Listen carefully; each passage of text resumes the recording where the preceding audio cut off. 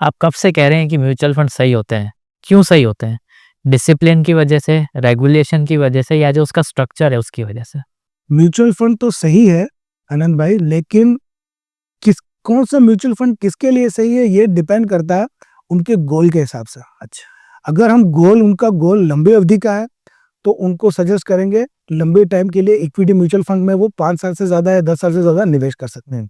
Short term अवधि के गोल है तो वो सिर्फ और सिर्फ डिपेंड करता है कि वो हाइब्रिड फंड्स है या कोई ऐसे लिक्विड फंड है उसमें निवेश करे और अपने गोल की प्राप्ति कर सकता है। ये होता है उनका गोल बेस्ड इन्वेस्टिंग और सही तरीका। लेकिन लंबी अवधि में ही टिके रहने से उनका वेल्थ क्रिएशन होता है और पावर ऑफ कंपाउंडिंग का मैजिक उनकी तरफ दिखने लगता है।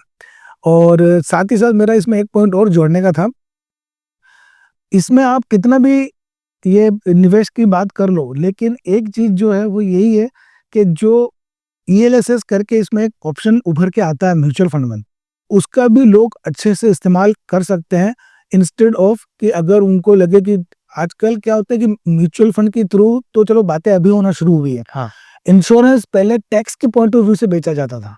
अच्छा, कुछ ऐसा बताइए कहा इसके बारे में? ऐसा कहा जाता था कि इंश्योरेंस, अगर किसी को टैक्स बचाना है तो उनको इंश्योरेंस दे दिया जाता था कि आप इंश्योरेंस में निवेश कर लीजिए तो आपको एटीसी में बेनिफिट मिल जाएगा। जाएगा, ओके, राइट। लेकिन ये तो चलो है, सही बात है कि बेनिफिट मिल जाएगा, लेकिन क्या ये उसकी नीड थी? थी, हाँ। नीड के हिसाब से अगर आप जाओ नीड बेस्ड और गोल बेस्ड प्लानिंग में, तो ये तो उसकी नीड थी ही नहीं। थी नहीं। अच्छा, उसके पास पहले से इंश्योरेंस कवरेज था तो भी आपने उसको वापस दे दिया, क्यों? क्योंकि उसको टैक्स बचाना था। हाँ। तो टैक्स बचाना हो तो हमारे जो फाइनेंशियल प्लानिंग कंपनी है वो सिर्फ एक ही चीज पे फोकस करती है कि वो है, आप ईएलएसएस करके म्यूचुअल फंड में होता है, इक्विटी लिंक्ड सेविंग स्कीम कहा जाता है उसको। वो भी म्यूचुअल फंड की तरह ही होते हैं, उसमें भी आपको 12 से 15% का return average annualise growth rate पे मिलता है, पर उसमें 3 साल का लॉक इन पीरियड के साथ आता है। अच्छा। और उसका फायदा ये होता है कि आप उसमें एटीसी में टैक्स बेनिफिट भी ले सकते हो, 1,40,000 समथिंग अमाउंट इन्वेस्ट करके ईयरली मैक्सिमम एटीसी में बेनिफिट आपको उसमें मिल जाता है। और साथ ही साथ वो पैसा आपका निवेश हो रहा है तो आपको मैक्सिमम 12-13% पे ही वो ग्रो भी होता रहता है। और लॉकिंग की वजह से उसमें फायदा ये होता है कि लोग उसको हाथ भी नहीं लगा सकते, ना उसमें से कभी विड्रॉ कर सकते हैं। वो 3 साल तक तो लॉक-इन रहता ही है। यही उसका एक बहुत अच्छा बेनिफिट है, जिसमें उसमें एटलीस्ट 3 साल की कंपाउंडिंग तो शुरू हो जाती है। अब बात रही इंश्योरेंस की, उसमें अक्सर लोग ट्रैप में ये फंस जाते हैं कि मैं ये इंश्योरेंस लूंगा तो मेरा ये टैक्स बेनिफिट हो जाएगा, पर क्या भाई उसकी ये नीड थी? ठीक ही, हाँ। नीड ही नहीं थी। अच्छा, सबसे अच्छा मैं फाइनेंशियल प्लानिंग के पॉइंट से ये बताना चाहता हूँ, टर्म प्लान और लाइफ इंश्योरेंस में क्या फर्क होता है। हाँ। टर्म प्लान उनको लेना चाहिए कि जिसको आपका लंबी अवधि में जिनको प्रोटेक्शन की जरूरत है। सबसे पहले फाइनेंशियल प्लानिंग का नीड ही यही है कि उनको प्रोटेक्शन होना जरूरी है। अगर आपकी फैमिली में आप निवेश कर रहे हो, लेकिन वो निवेश कुछ काम का नहीं है कि अगर कल आपके अनसर्टेन डेथ हो जाए फैमिली मेंबर की, तो वो कमाने वाला अर्निंग ब्रेड अर्नर ही गायब हो गया। हाँ, सही बात है। तो वो इन्वेस्टमेंट अब क्या काम, क्या काम? और आगे इन्वेस्टमेंट होगा भी नहीं और ना वो गोल पूरा हो पाएगा। तो टर्म प्लान लेने से फायदा ये रहता है कि एक तो वो बड़े अमाउंट का आता है, जनरली लोगों को 1 करोड़ से तो टर्म प्लान लेना ही चाहिए, और भारत में तो 1 करोड़ का टर्म प्लान अगर कोई 25 साल का व्यक्ति लेता है तो वो मात्र 1,000 रुपए पर मंथ की ईएमआई पे अवेलेबल है। ओके। और 1 करोड़ का टर्म प्लान आपकी सारी नीड पूरी कर सकता है इन केस ऑफ अनसर्टेनिटीज। अब मैं आपको बताना चाहता हूँ कि टर्म प्लान और लाइफ इंश्योरेंस में क्या फर्क है। लाइफ इंश्योरेंस जो होते हैं वो उसमें 2 तरह के प्लान होते हैं, एंडोमेंट और इन्वेस्टमेंट प्लान।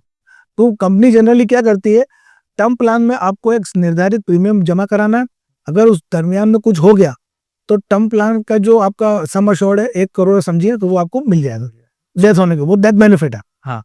वही चीज लाइफ इंश्योरेंस में क्या होता है कि अगर आपने कोई लाइफ इंश्योरेंस पॉलिसी ली है तो उसमें आपको कवरेज कम मिलेगा और प्रीमियम ज्यादा देना पड़ेगा, क्योंकि उसमें जो पार्ट प्रीमियम होता है वो निवेश हो जाता है, जिसके ऊपर आपको 5 से 6% का रिटर्न आएगा। ओके। और उसका आपको कवर जो होता है वो कम रहता है और comparison to term plan. Okay.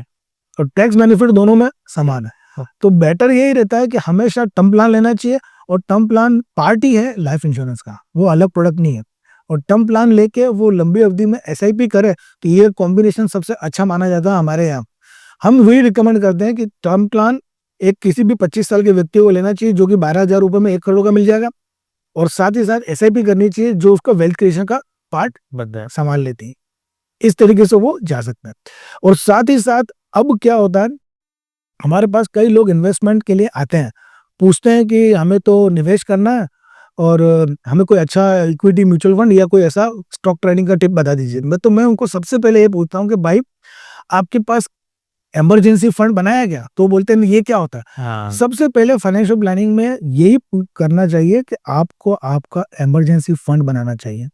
आप मान लीजिए कि कोई 25 साल का व्यक्ति है और वो नई नई नौकरी लगी है और उसको पास अगर इमरजेंसी फंड बनाया हुआ है, भाई 10-15 लाख रुपए का इमरजेंसी फंड है, तो वो कितना आराम से उसका वर्क करेगा। सही बात। वो कभी भी प्रेशर में उसके ऑफिस में काम नहीं करेगा। अगर वो चाहे तो नौकरी बदल भी सकता है कि भाई मैं अगर 4 महीने घर पे भी रहा तो मेरे पास वो इमरजेंसी फंड है मेरी फैमिली को टेक केयर करने के लिए या दूसरे नीड्स को पूरा करने के लिए।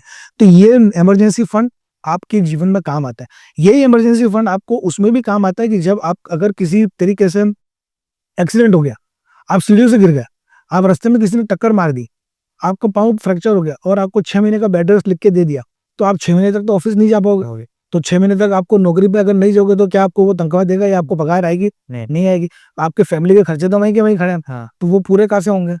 उन चीज को टेक केयर करने के लिए भी इमरजेंसी फंड काम आता है। ओके, ये इमरजेंसी फंड हम हर एक को बोलते हैं कि आपके पास 4-5 लाख रुपए का होना चाहिए और ये अच्छे लिक्विड फंड में या एफडी के रूप में होना चाहिए, ताकि आप उसको सुनिश्चित तभी भी टाइम पे इजीली लिक्विड हो सके। 36 से 72 घंटे में आपके अकाउंट में आ सके, आप इस्तेमाल कर सकते हो। ये एक इमरजेंसी फंड होना बहुत बहुत अनिवार्य है। और इसके लिए जीवन में ये भी होता है कि आप अगर किसी को जीवन में 2 फटके पड़ सकता है। एक तो पहला ये कि उसकी नौकरी चली गई, हाँ, तो उसको वो इमरजेंसी फंड काम आएगा उसकी फैमिली को टेक केयर करने के लिए। सेकंड, जिंदगी में क्या फटका पड़ सकता है? मान लो उसकी हेल्थ खराब हो गई, हाँ, ये नौकरी तो रह गई सही पर हेल्थ खराब हो गई। अब हेल्थ खराब हो गई तब भी वो इमरजेंसी फंड काम आएगा। और हेल्थ में आपको सबसे इंपॉर्टेंट है, हम जो देते हैं हमारे निवेशकों को, हेल्थ इंश्योरेंस। हेल्थ इंश्योरेंस आपको हमेशा जीवन में काम आता है कि किसी भी तरीके की आपको हॉस्पिटलाइजेशन हुआ तो वो आपका बिल का टेक केयर कर देगा। आप अगर किसी को कोई बेड पे है और अगर भगवान भी उनको आके पूछे कि नीचे कि तुम्हारी सबसे बेसिक अभी सबसे जरूरत क्या है, तो वो यही कहेगा कि मेरी हेल्थ कंडीशन अच्छी हो जाए। हो जाए, सही बात है। तो सबसे पहले ये बोलेगा और कुछ भी डिमांड नहीं रखेगा। तो हेल्थ ऐसी चीज है कि अगर अच्छी है तो वो सब चीज कर सकता है और अगर बुरी हुई तो वो कुछ भी नहीं कर पाएगा। तो हेल्थ इंश्योरेंस होना अनिवार्य है, तभी आप अपनी फाइनेंशियल प्लानिंग भी पूरी होती है और आप अपना गोल भी अचीव कर सकते हो नियर टर्म।